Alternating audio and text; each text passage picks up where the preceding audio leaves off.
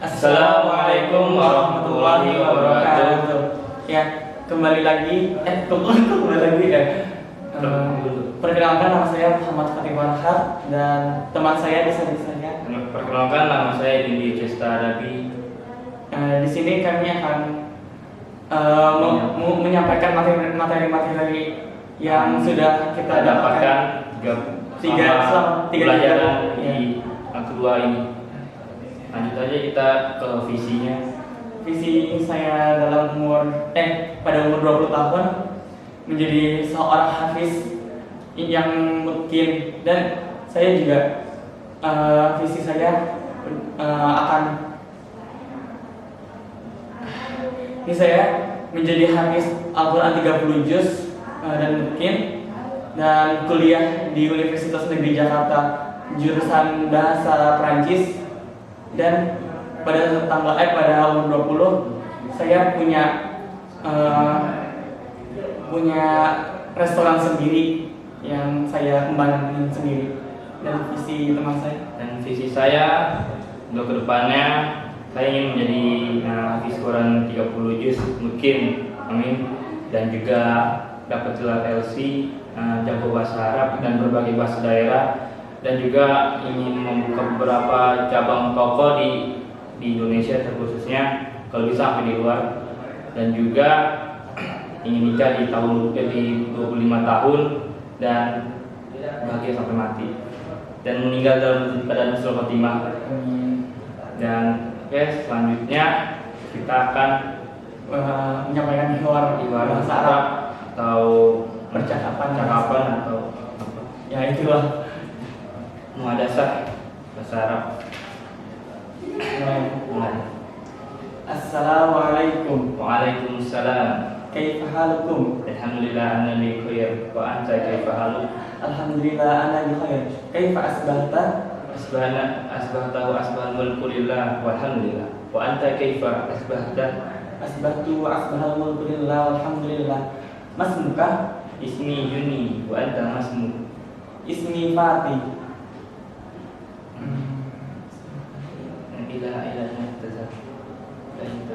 Ila aina anta tazhab? Ana azhab ila al-mat'am wa anta? Ana azhab ila al-mat'am kadzalik. Limadza anta tazhab ila al-mat'am? Li'anna walal futur. Wa anta limadza tazhab ila al-mat'am? Li'anna walal futur. Yang kedua tentang percakapan di kamar mandi. Manbit dahil.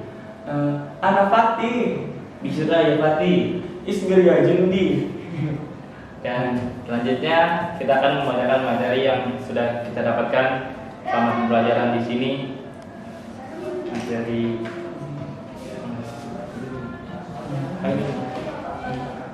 Materi terkait tentang tarbiyah atau pendidikan. Tarbiyah berasal dari bahasa Arab, yaitu ziyadah atau penambahan, inayah atau pertumbuhan, dan juga tagdiyah atau pemberian, riayah pemeliharaan, dan muhafazah atau penjagaan. Imam Baidawi menjelaskan dalam salah satu kitabnya bahwa makna asal dari kata roh adalah tarbiyah, yang berarti mengantarkan sesuatu secara bertahap demi tahap, dan untuk mencapai tingkatan yang sempurna. Kata tarbiyah memiliki 4 makna, yaitu yang pertama menjaga dan juga memelihara fitrah anak, yang kedua menumbuh kembangkan potensi anak, yang ketiga mengarahkan ke arah yang lebih baik dan juga sempurna, dan yang terakhir bertahap dalam menjalankannya. Poin penting terkait tentang tarbiyah atau pendidikan ini yaitu adalah amaliyah yang memiliki sasaran serta tujuan.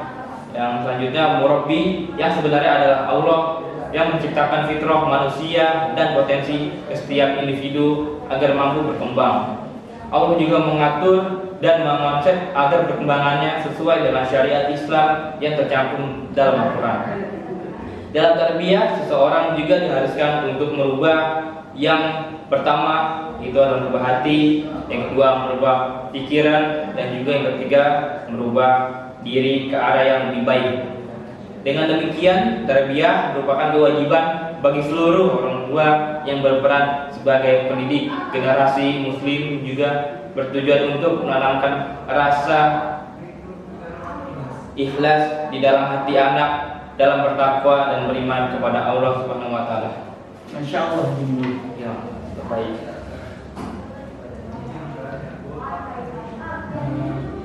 Saya ingin memberi ilmu tentang tajwid atau tafsir tarbiyah Qur'ani dan bahasa Quran.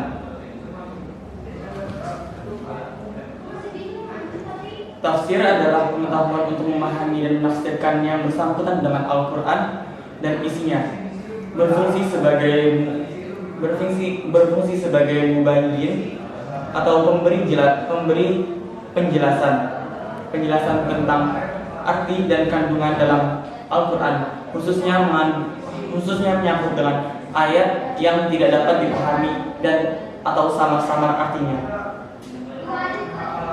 Definisi ilmu tajwid adalah objek pembahasan, yaitu kalimat Al-Quran. Ilmu tajwid berbeda dari yang lain karena harus belajar dengan guru, atau ilmu tajwid berbeda dengan yang lain karena tidak dapat dipelajari tanpa guru. Buah dari ilmu tajwid yaitu menjaga lisan dari kesalahan ketika membaca Al-Quran. Dan keutamaan ilmu tajwid merupakan ilmu yang mulia karena berkaitan langsung dengan Al-Quran. Nama-namanya yaitu nama-nama lain dari ilmu tajwid yaitu yang pertama ilmu tajwid, yang kedua fanut tartil, yang ketiga hakul tilawah. Sumber ilmu tajwid yaitu Al-Quran dan perbuatan Rasulullah. Hukum mempelajari ilmu tajwid yaitu mempelajari teori. Yang pertama mempelajari teori ilmu tajwid, hukumnya adalah fardhu kifayah, kewajiban untuk seluruh kayak individu gitu. Kalau di suatu kelompok udah ada yang tahu teori tajwid, untuk yang lainnya nggak apa-apa nggak mempelajari, yang penting ada yang tahu gitu. Kalau hukum mempelajari ilmu tajwid secara praktek adalah fardhu ain untuk seluruh individu. Permasalahan yang dibahas dalam ilmu tajwid yaitu kaidah-kaidah umum dalam membaca Al-Quran. Cara membaca sekarang kita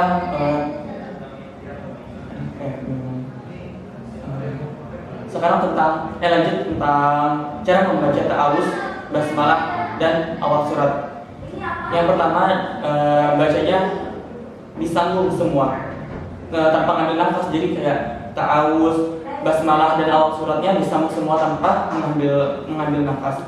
Yang kedua, menyambung isti'adzah dan basmalah, kemudian membaca awal surat secara terpisah. Jadi bismillah dan isti'adzah tercampur tanpa mengambil nafas, dan basmalah dan awal surat itu terpisah, boleh mengambil nafas. Yang ketiga, memisahkan isti'adzah dan basmalah, kemudian menyambung basmalah dengan awal surat. Yang keempat, membaca isti'adzah, basmalah, dan awal surat secara terpisah. Dan ringkasan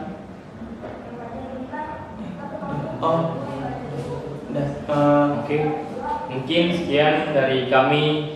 Kurang lebihnya mohon maaf. Billahi taufiq wal hidayah. Assalamualaikum warahmatullahi wabarakatuh.